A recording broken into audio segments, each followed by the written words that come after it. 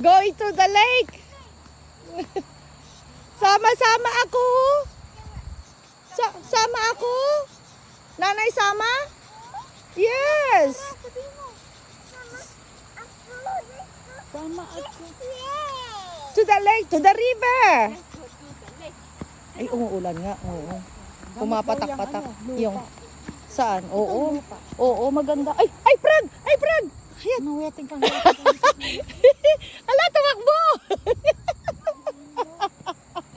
makakarinig niya sa'yo, sasabihin, hindi kaya yung nakakakita ng palaka? Wala sa amin eh. Pupunta ka pa ng zoo. Aray Yung ko. ibig sabihin yung London City, wala ka talagang makita ron. Kahit Walang ipis. ganito doon. Hindi, kahit ipis. Oo, very rarely kung makakita. Pag may ipis ate ang bahay, marumi yun.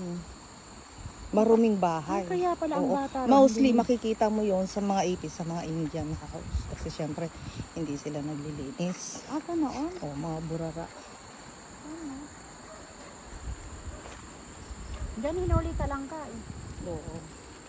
Ay, kapag Sarap sinelas, o sakit sa paa. Bato eh. Ay, pero I feel the earth.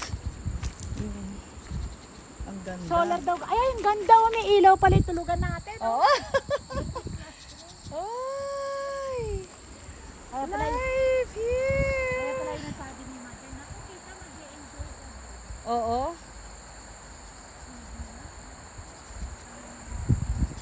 Oo nga, good choice. Worth it naman. Ouch.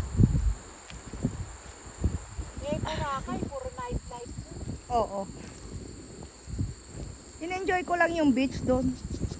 It's lang naman talaga habol dun eh. Oo. Yung buhangin. Oo. Ano kaya ibig Saka yung sabihin? puka, ang crystal clear. I-search ko nga yan. Ano yung ibig sabihin ng iyan? Greek word yan, di ba? Hiyatus. Oo, parang narinig ko yan. Hiyatus. Kamay.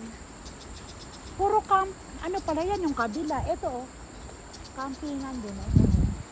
River. Ah, River Ranch. Oo. Campingan din oh. Nature, pag nature lover ka.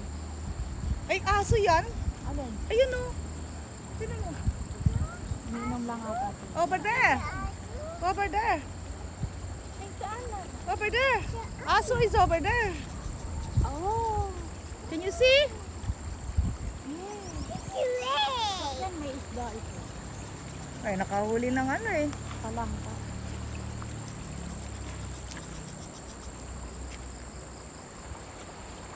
Tingnan mo natin bukas kung palangka.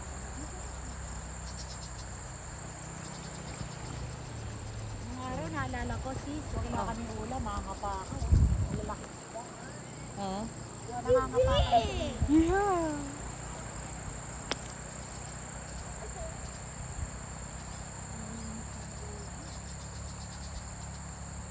Ano yung kabila? Yun ang ilog eh. May ibang campsite naman. Hindi, ito, river din to kabila eh. Oh, may ano sila eh. Oh. Iba naman siya. Dala pa tayo ng silya.